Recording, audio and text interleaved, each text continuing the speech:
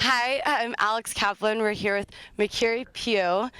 So, how has it been so far? I know that you transferred from Georgia last summer. You ended up having to sit out all last season. How difficult was that, having to sit out and only be able to participate on scout team?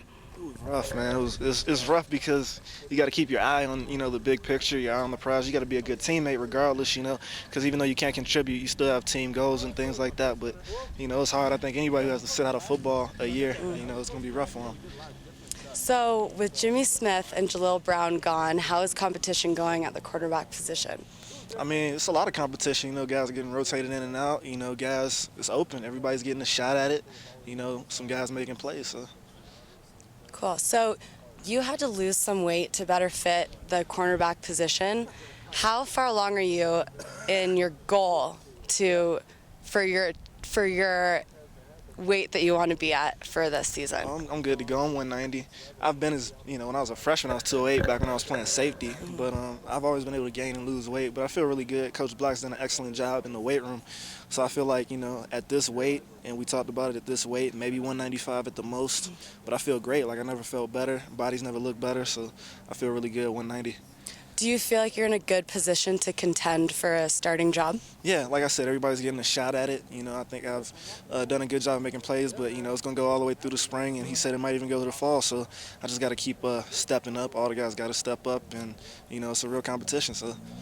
What do you feel you have to prove to Coach Greg Brown in order to get a starting position? I think one of the main things is consistency, knowing the playbook, knowing the plays, not making those types of mistakes. He's big on everybody playing their position. And then once you're in your position, you have an opportunity to make plays. So I think that's the first thing I do. My knowledge is probably my best attribute.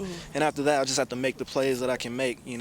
He wants us to kind of make our plays and then make some plays we're not supposed to. But, step by step, first you got to make your plays, then you can start, making more plays after you really get a knowledge of the defense and you really get adjusted. So which other cornerbacks on the roster right now are having a good spring?